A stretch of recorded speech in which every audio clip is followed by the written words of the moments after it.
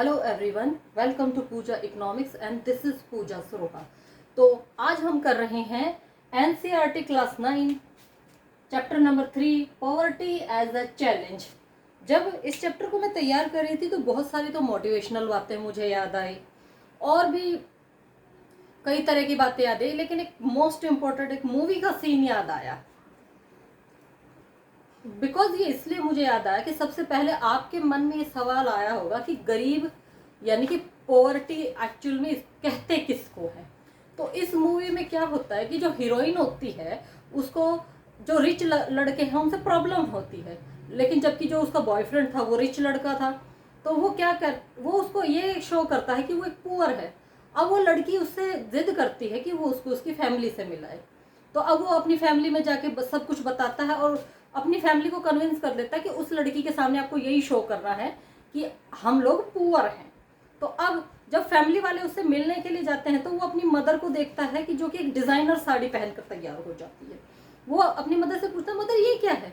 अरे बेटा, वो कहते हैं कि अरे बेटा ये तो मेरी 1.5 साल पुरानी साड़ी है और एक फेमस डिजाइनर का उसने नाम लिया, ये मेरे उस फला डिजाइनर की साड़ी है पिछले साल वाली और इसकी कीमत तो सिर्फ 1.5 लाख रुपए है।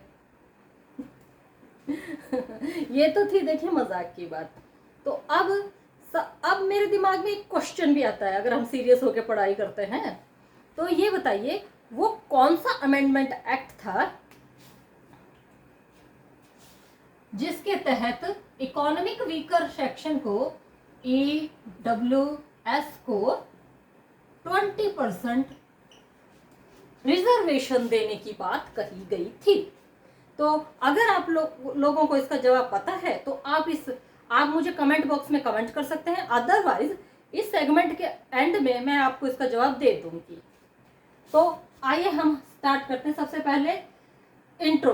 तो देखिए बहुत सारे लोग हैं हमारे आसपास जो पुअर की कंडीशन में आते हैं। कैसे आते हैं? देखिए कुछ झुग्गी वाले, रिक्शा वाले, एक ये जो स्ट्रीट वेंडर्स हैं जगह जगह सामान बेचते हैं। एक सवाल और पूछती हूँ मैं आप लोगों से कि जब स्ट्रीट वेंडर के लिए अभी लास्ट टाइम लोन देने की बात कही गई थी कि उनको इतना % लोन प्रोवाइड कराया जाएगा, मेरा मतलब इतना % नहीं, इतने % इंटरेस्ट रेट पे। क्या था वो इंटरेस्ट रेट? माफ कीजिएगा, क्या था वो इंटरेस्ट रेट? 12%। तो अब आते हैं हम हमारे सेगमेंट पे।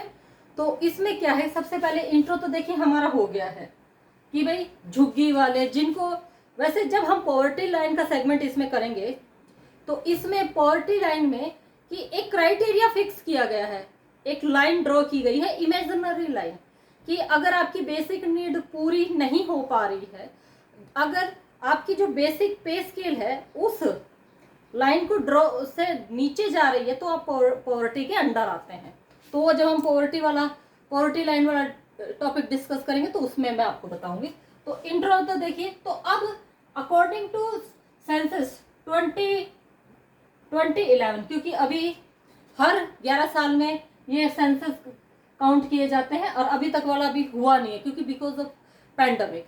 तो उसके अकॉर्डिंग जो 27 करोड़ यानी कि 270 मिलियन पीपल वो पुअर कंसीडर किए गए थे। इसके अकॉर्डिंग इंडिया में हर 5वां आदमी यानी कि every 5th person in India is poor. तो अब इसमें 2 केस लिए गए हैं, एक तो अर्बन केस है और एक रूरल केस है। अर्बन केस में आते हैं हमारे राम शरण जी। उनकी जो पत्नी है संता है वो पार्ट टाइम मेड का काम करती है और प्लस में कुछ रुपए कमा लाती है थोड़े बहुत। तो अब वो जो रुपए ये जो है हमारे राम शरण जी, ये आटा मिल में काम करते हैं। कभी कभी उनको पेमेंट मिल जाता है और कभी कभी नहीं भी, और उनको मिलता है 1000 रुपीज पर मंथ। और अब उनकी पत्नी जो संता देवी है वो भी कुछ कमा लाती हैं। और अब इन राम शरण जी के 6 बच्चे हैं जो कि 12 साल से लेकर 6 महीने के बीच के बच्चे हैं, मतलब 6 महीनों से तो ऊपर और 12 साल तक के हैं। तो जो सबसे बड़ा लड़का है वो एक टी स्टॉल पर काम करता है, 300 रुपये तो वो ले आता है। अब ये कहीं पर भी मेंशन नहीं है कि वो मंथ के लाता है कि पर डे के हिसाब से लाता है। तो अब जो संता देवी हाउस होल्ड करके कमाती है, वो घर की, उससे घर का दाल चावल आ जाता है और कभी कभी वो भी पूरा नहीं पड़ता है। तो अब जो उस लड़के से छोटी लड़की है वो घर पे बच्चों को संभालती है। कोई भी बच्चा स्कूल नहीं गया है, इवन 2-2 जोड़ी कपड़े हैं सबके पास, और तब दूसरा तब खरीदा जाता है जब पहले वाला बिल्कुल ही बेकार किया गया। इवन जो शूज हैं वो भी लग्जरी आइटम है। हर बच्चा माल न्यूट्रिशन का शिकार है और कभी कभी उनको हेल्थ फैसिलिटी भी नहीं मिलती है। अब ये है रूरल केस में है हमारे लखा सिंह जी। अब लखा सिंह जी क्या है, वो एक गांव में रहते हैं और उनका जो भाई है वो भी फैक्ट्री में काम करता है। तो अब जो लखा सिंह के फादर है उनकी टीबी की वजह से डेथ हो गई है और मदर को भी सेम प्रॉब्लम है और वो कभी भी मर सकती है। उन फैमिली में है उनके 4 बच्चे प्लस में बहन और और उनकी पत्नी।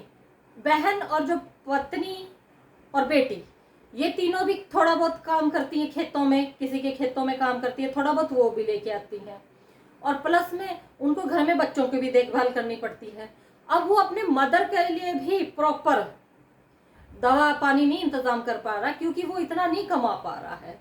और इवन जो ये है, ना तो बच्चों को हेल्थ फैसिलिटीज है, ना एजुकेशन प्रॉपर मिल पा रही है। इवन जो घर में जो साबुन और तेल यानी कि सोप एंड ऑयल है वो भी लग्जरी है। तो ये तो हो गए केस। तो अब इन केस से हम देखिए क्या क्या डिस्कस करेंगे। सबसे पहले तो जो लैंडलेसनेस, ये भी पॉवर्टी के अंदर आते हैं। अनएम्प्लॉयमेंट, जाहिर सी बात है अनएम्प्लॉयमेंट होगी तो हम लोग कुछ कमा नहीं पाएंगे, मेरा मतलब पीपल वो कुछ कमा नहीं पाएंगे। साइज ऑफ फैमिलीज, ये पर्सन की इनकम पे डिपेंड करता है। इवन अगर अच्छी प्रॉपर इनकम है लाखों करोड़ों में तो चाहे 4 बच्चे भी हो चल जाता है। अगर कमाने वाला भी एक है और बच्चा भी एक है तो अब किस तरह से उसका पालन पोषण करना है ये तो वो फैमिली बता सकती है। पुअर हेल्थ, अब एजुकेशन नहीं होगी तो प्रॉपर कमाई नहीं होगी और कमाई नहीं होने से हेल्थ कंडीशन भी पुअर होगी। चाइल्ड लेबर, तो जैसे कि आपने इस अर्बन केस में देखा था कि वो 10 साल का बच्चा टी स्टॉल पे काम कर रहा है। भारत में अगर अगर किसी पर्सन को, मिनिमम एज के पर्सन को अगर फैक्ट्री वर्क में रखा जाता है तो उसकी क्या एज होनी चाहिए,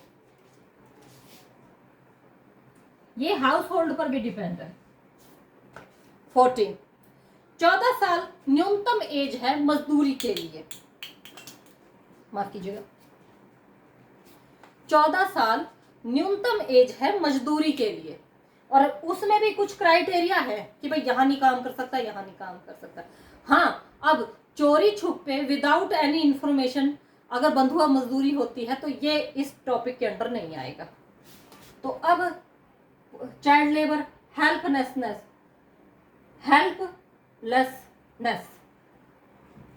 असहायता, जाहिर सी बात है गरीब को कोई कर्जा भी नहीं देता है क्योंकि वो चुका तो कुछ पाएगा नहीं।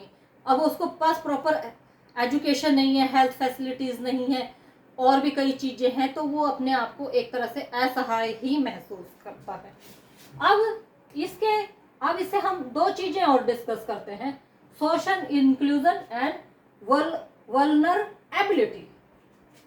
अब इसमें देखिए क्या है, इसमें देखिए अगर आपके पास प्रॉपर एजुकेशन नहीं है तो आपके पास कमाई का कोई जरिया नहीं होगा और अगर आपके पास कमाई का जरिया नहीं है तो ना तो आप बच्चों को एजुकेशन दे सकते, ना उनको प्रॉपर फीड करवा सकते और ना ही हेल्थ रिस्पॉन्सिबिलिटी, मेरा माफ कीजिएगा गलत बोल गई, हेल्थ फैसिलिटी उनको दे सकते। तो इससे समाज में क्या फर्क पड़ेगा कि ना तो उनकी सेहत अच्छी रहेगी, ना ही प्रॉपर कमाई का साधन बनेगा और हेल्थ अगर प्रॉपर फीड नहीं होगा तो माल न्यूट्रिशन का शिकार होंगे, माल न्यूट्रिशन का शिकार होंगे तो उनको बीमारियां वगैरह लगेगी। तो इससे क्या होगा, उनकी एज भी छोटी ही रहेगी। अब वल्नरेबिलिटी का हिंदी में मतलब होता है असुरक्षा, ये ज्यादातर विधवा औरत और अपाहिज लोगों के लिए इस्तेमाल किया जाता है, क्योंकि एक हमारे हिंदी में मुहावरा है, गरीब की जोरू सबकी भाभी, यानी कि गरीब, अब जिस तरह की आपने हमारे पुरानी सोसाइटी में, या ये तो ज्यादातर आजकल भी चलता है कि भाभी के साथ सब मजाक करते हैं, तो उसी तरह गरीब की जोरू का मतलब ये है कि गरीब, ये नहीं कि गरीब की पत्नी, तो यानी कि अगर कोई पर्टिकुलर पर्सन है तो उसका सब मजाक उड़ाते हैं। अब मान लीजिए अगर कमाने वाला घर में सिर्फ पुरुष हो और किसी वजह से उसकी मृत्यु हो जाए, कोई भी रीजन हो सकता है, तो उससे क्या होगा कि उसकी जो पत्नी है उसको असुरक्षा की भावना आएगी, क्योंकि अगर वो पढ़ी लिखी नहीं है तो वो कोई ऐसा काम कर सकती है, मजदूरी वगैरह, अगर उसको मजदूरी वगैरह ना मिले तो क्या पता कि उसको असामाजिक तत्वों से उसका सामना हो जाए और उसे कुछ ऐसा काम करना पड़े जो कि गरिमा का हनन करे। और प्लस में अपाहिज व्यक्ति, तो जाहिर सी बात है अपाहिज व्यक्ति के लिए तो वैसे भी लिमिटेड सोर्स होते हैं, और उसके अलावा प्राकृतिक आपदाएं जैसे कि एक्ट ऑफ गॉड इसको कहा जाएगा, भूकंप, सुनामी एक्सेट्रा, उसे जब तबाही होती है तो दोबारा सेटल होने में टाइम लगता है। तो अब next is our topic is poverty line. Poverty line जो है हमेशा से ही गवर्नमेंट के डिस्कशन का टॉपिक रहा है। तो देखिए इसमें क्या है कि एक इस तरह से इमेजिनरी लाइन ड्रॉ की जाती है। तो ये बेसिक पे से लिया जाता है कि मान लीजिए कि देखिए जितने भी लोग हैं उन सब की, आपको पता है कि किसी भी चीज का हम एवरेज किस तरह निकालते हैं, उन सभी लोगों को का जो एवरेज निकाला जाता है वो बेसिक पे हो जाता है। तो बेसिक, ये एक तरह से बेसिक पे लाइन है। तो अगर आपका जो इनकम और स्टैंडर्ड ऑफ लिविंग यहाँ इस लाइन से नीचे चला जाता है तो आप पुअर कंसीडर किए जाएंगे। तो देखिए अब ऐसा है कि क्या ये वर्ल्ड वाइड एक ही तरह से होती है? जी नहीं,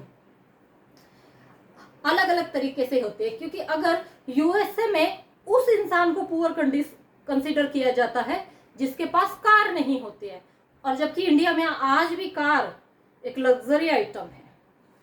तो अब ये किस तरह से, अगर आपकी बेसिक रिक्वायरमेंट पूरी हो रही है, एजुकेशन, खाना पीना, रहने के लिए घर और प्लस में स्टैंडर्ड ऑफ लिविंग, तो आप एक तरह से ठीक ठाक कंडीशन में है, तो आप पॉवर्टी लाइन को पुअर्टी के अंदर नहीं आते हैं।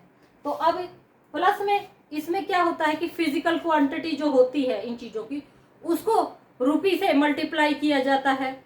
तो अब क्या है कि अब जो रुपी से होता है तो कहीं कहीं कैलोरी से भी इसको काउंट किया जाता है। तो अब 20 इतनी कैलोरी तो चाहिए रूरल के लिए, और इतनी कैलोरी 2400 कैलोरी चाहिए अर्बन के लिए। तो अब बेसिक पे कितनी चाहिए? तो बेसिक पे चाहिए 806 per month, sorry per day किसके लिए? रूरल के लिए, और 1000 रुपीज अर्बन के लिए। अब आप लोग पूछोगे ये 1000 अर्बन के लिए क्यों? वो इसलिए क्योंकि शहर में कुछ चीजें महंगी होती है। तो अब हमारी जो वर्ल्ड बैंक है वो किससे कंसीडर करती है इसको? अगर किसी पर्टिकुलर पर्सन की इनकम ये 2011 के सेंसस के अकॉर्डिंग है $1.19 पर डे। तो ये हो गया आज का हमारा सेगमेंट। तो अब इसके साथ साथ प्लस में NSSO, national sample survey organisation, ये हर तरह का डाटा कलेक्ट करती है, हेल्थ से रिलेटेड हो, इनकम से रिलेटेड हो, एजुकेशन से रिलेटेड हो, तो ये हर तरह का डाटा कलेक्ट करती है। तो अब हमारे सवाल का जवाब, मैंने इस चैप्टर के शुरू में आपसे पूछा था कि वो कौन सा अमेंडमेंट एक्ट है, तो it is 103rd amendment act. इसके तहत इक्वली पुअर सेक्शन को, ईडब्ल्यूएस को 20% रिजर्वेशन गवर्नमेंट जॉब में देने का मतलब डिसीजन दिया गया है। अच्छा, एक सवाल और मैं पूछती हूँ, हालांकि इकोनॉमिक से रिलेटेड नहीं है।